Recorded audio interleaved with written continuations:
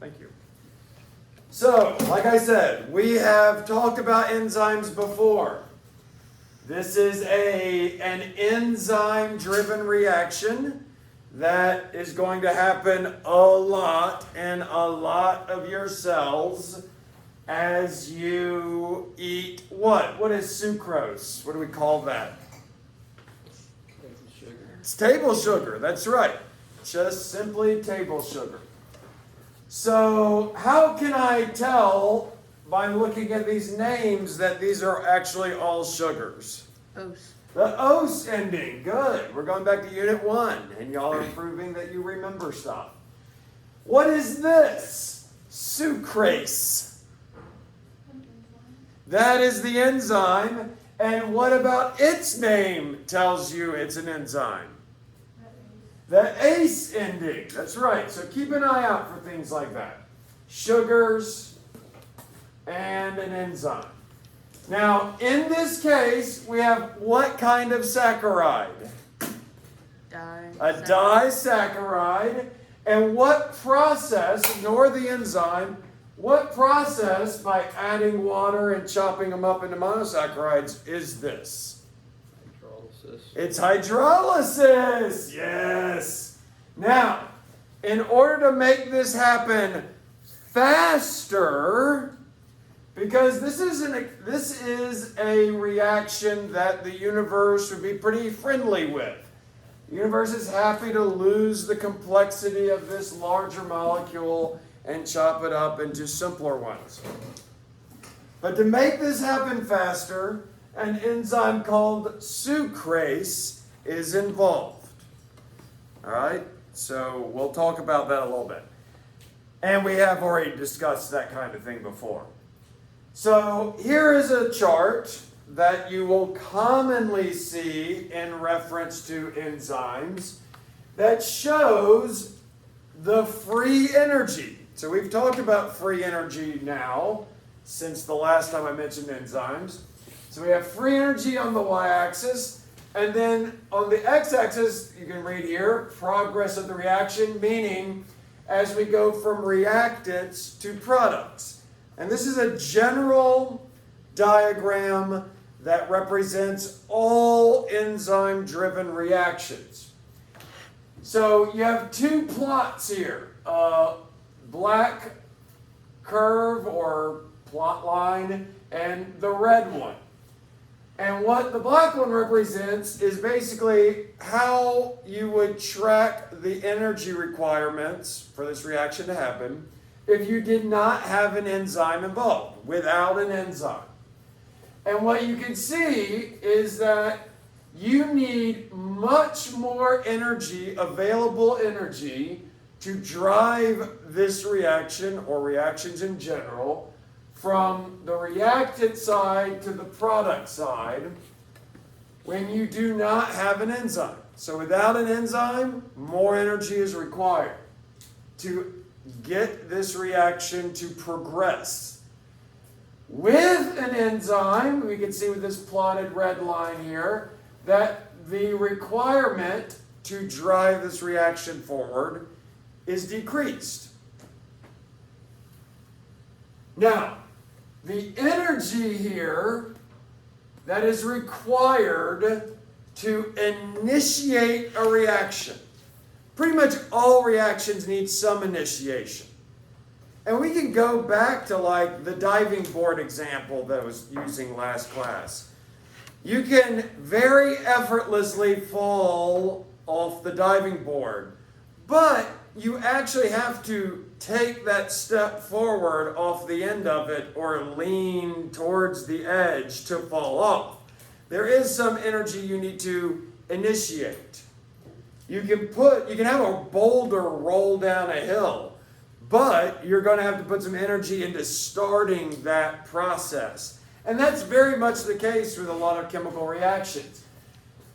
Reactions will spontaneously move towards the product side, if they are spontaneous reactions, as long as you initiate that process.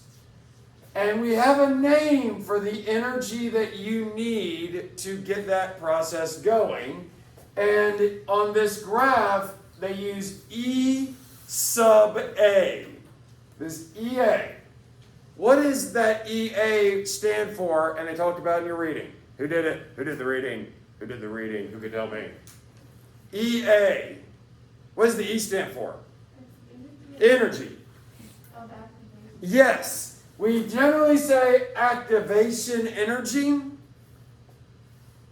The variable here would make it look like it was the energy of activation, which you could say, but activation energy is basically how much energy you need to initiate a reaction, to get that reaction started.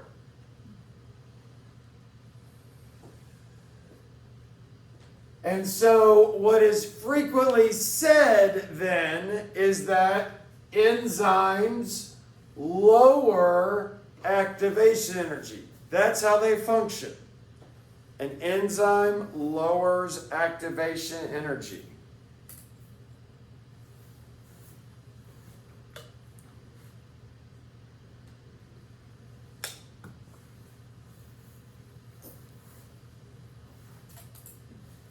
So basically, if you need less energy to start something, then it's easier.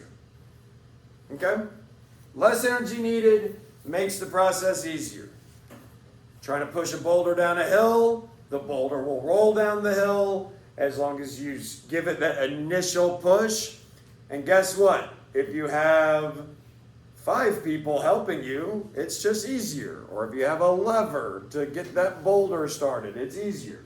Or a bulldozer or whatever. The enzyme is just a tool that reduces how much energy you need to get the process started. And that's why enzymes speed up reactions typically. Now, an enzyme is what kind of biomolecule? Think back. So what? Yes, they are macromolecules. They're going to be enormous for the molecular world. But in terms of carbohydrate, lipid, protein, nucleic acid, It's protein. it's a protein. And every one of these represents different atoms, so you can see that this is an incredibly large molecule. So macromolecule would be a great term to use to describe enzymes in general. Here we see that the protein, in this case, the enzyme, has a very complex shape. There is a part of this complex shape we call the active site, which we've talked about, and the substrate fits in that little part of the shape. Or it needs to fit, and if it doesn't fit, then the enzyme's not going to be able to do anything with the substrate. And this substrate is simply just the chemical the enzyme acts on. Okay, so the enzyme is going to have some effect on a chemical. That chemical is the substrate. So enzyme, substrate, active site, those are terms that you want to be familiar with. And again, we've talked about them, so, hopefully that seems somewhat familiar to you.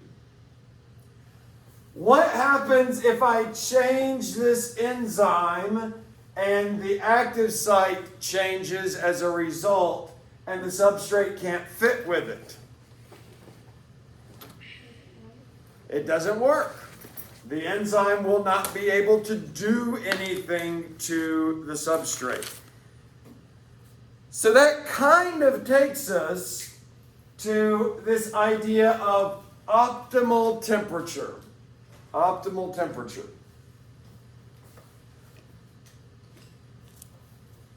What does optimal mean? If you were to say you have optimal conditions. Like ideal. Ideal, the best. That's right.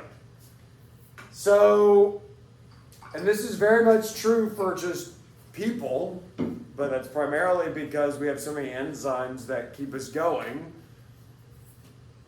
There is a best temperature for every enzyme, and it's not the same for every enzyme. So here they have just this generalized diagram of a typical human enzyme, and they list this 37 degrees Celsius, which is like 98.6, which it seems like no one is now that we're taking this data this year. But for most human enzymes, the optimal temperature is somewhere around body temperature. That is where your enzymes work the best. And that makes sense. You would expect such a thing.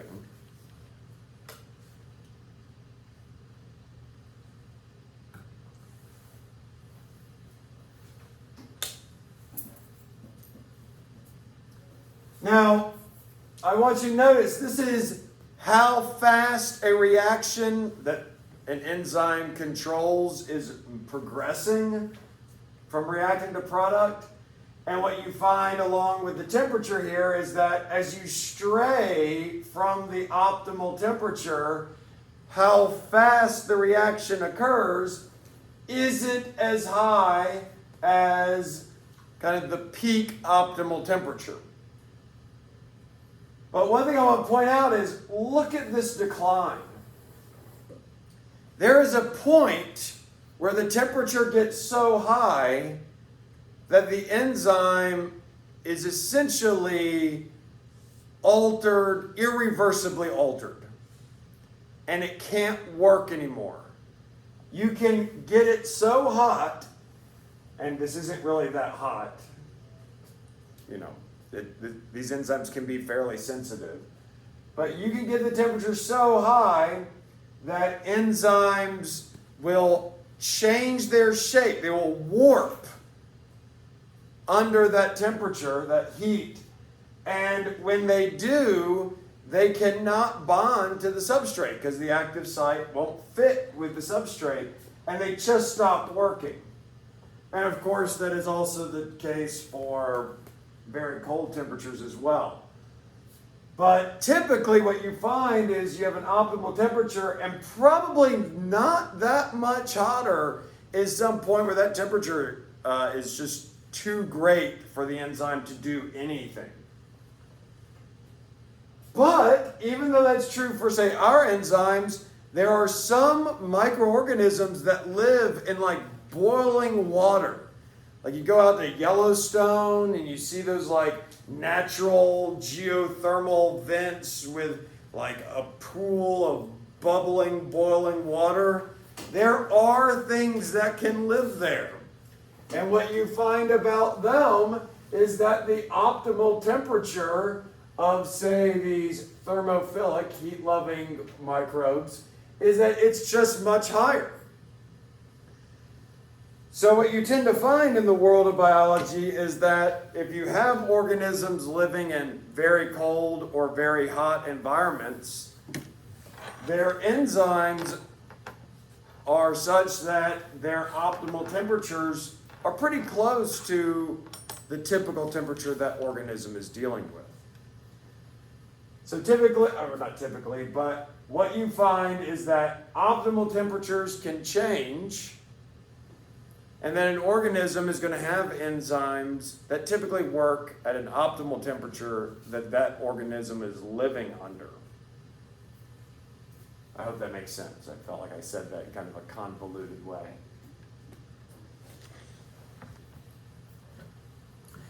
It's not just temperature. The other big condition or factor that needs to be watched is pH.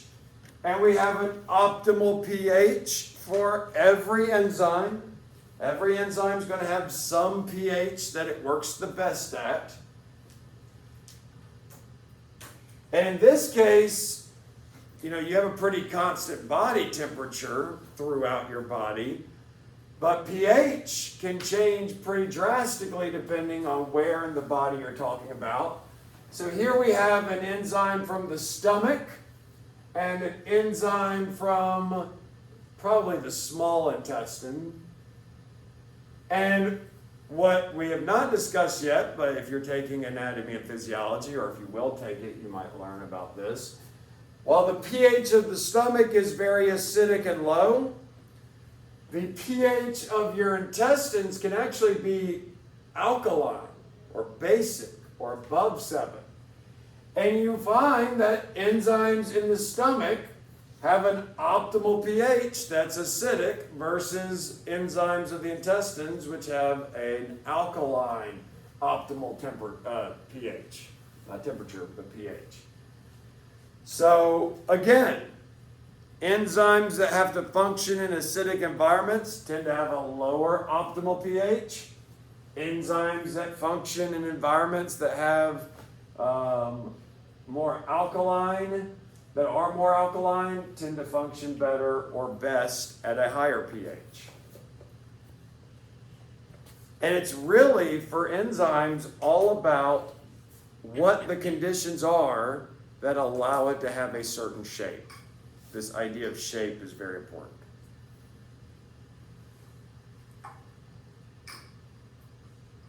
Okay, so we only have, I think, 2 other slides. And a lot of that we discussed in a little bit more depth or touched on previously, but these last 2 things we have not talked about this year yet. So, one thing you're going to start finding in biology in this unit and next unit and on into the next semester is that there's a lot of regulation that happens. The body has a lot of ways of speeding up or slowing down some of these processes when they need to be slowed down or sped up. So far, all we've talked about is a situation where, you have an enzyme with an active site, substrate attaches, and it performs its function.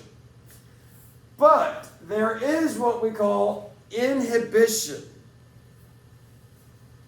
where the body or cells can inhibit or slow down the process. There are a lot of things that need to be done in your cells, but you can overdo it, and the body has a way to check that.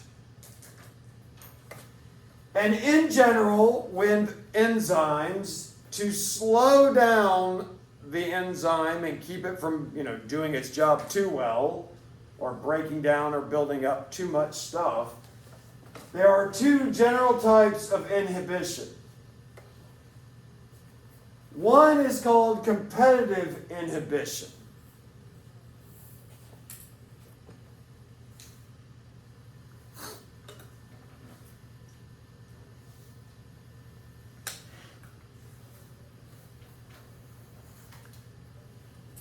Now, in order to control an enzyme, there are other chemicals, and they can be of all different types. They're not necessarily proteins.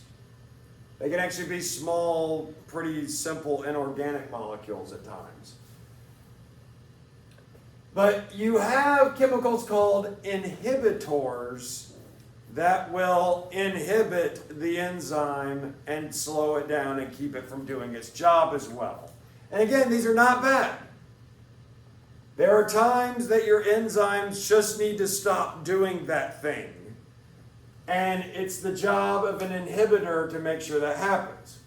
Now, there's actually 2 ways that your cells have figured out how to do this. And I think it's kind of fascinating, especially the second one. But one way, and the simplest way, is this idea of a competitive inhibitor that will actually bond to what part of the enzyme? Active site. To the active site. It essentially will just block the active site, and then the enzyme just can't do what it does anymore. So once the active site is blocked, substrates cannot bind. And so they call this competitive inhibition because the inhibitor is actually competing with the substrate. Some substrate may still attach to the enzyme, but not near as much because it's got to compete now with another chemical. Now, typically, this chemical will have some way of eventually coming off of the active site, and the enzyme will start doing its job again.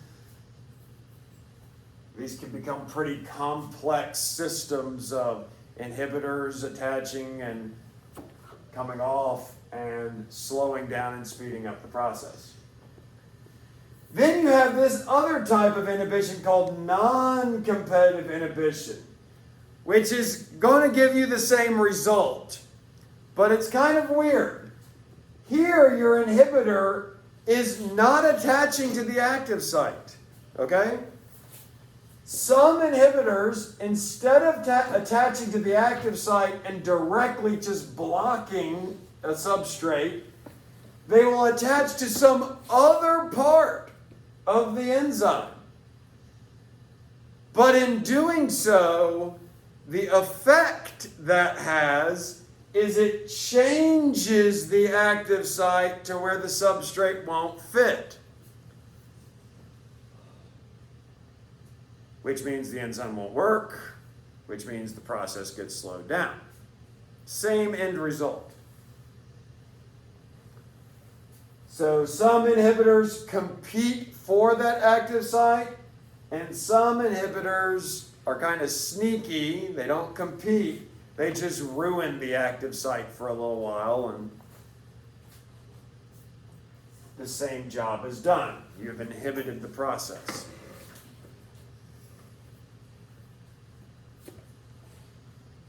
And then finally,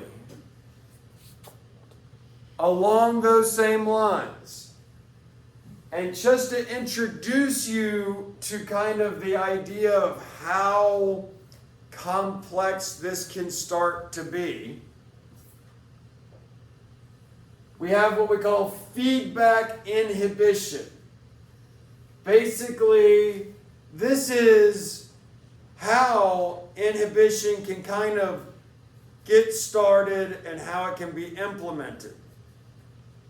And sometimes, this looks complicated, but the general idea here is very simple, and it's kind of a beautiful process in its simplicity. So what we're looking at here is basically a pathway controlled by multiple different enzymes. So they have like enzyme 1, enzyme 2, enzyme 3, enzyme 4, enzyme 5. And what we're trying to do, this is a real process that happens in your cells, is you can take this amino acid called threonine, and you, in your cells, can change it into another amino acid called isoleucine. So sometimes the cell needs to take an amino acid and build a different one. Okay? You don't have to know why. You don't have to know the names of the amino acids. In order to do that, you have some initial enzyme that changes this reactant into a different chemical, and another enzyme that changes it into another different chemical, and a pathway that eventually gets you a final end product as a result. So all we're doing is we're taking a reactant and using some enzymes to make a product. But here's where your cells get pretty smart about things. This end product that your body needs, some of it will end up binding to this original enzyme and causing the shape of the active site to change. This is a non-competitive inhibition. But the inhibitor is actually the thing the enzyme is trying to make. So a lot of times the way cells control these processes is by using the end product as the same thing that puts the brakes on the whole process. So the cell wants to build this chemical, but once it's built, some of these molecules will actually serve as a means of slowing the whole process down. And that way you don't build too much. So it looks complex, but this is a pretty standard strategy that cells have to not make too much of something. By simply having that thing they're trying to make feed back and inhibit the exact process that causes it to be made in the first place. Now, if your cells use all this stuff up, then this stuff won't be here to inhibit, and the enzyme will start going back to making it, and then as it makes it, it'll start to be inhibited again. So you kind of get this nice, appropriate level of production that can be shut down as production goes up, and as the end product runs out, it can be fired back up again. We talk about this a lot over the next 2 units after this one, but that's the general idea of feedback inhibition. So, we're going to stop the video.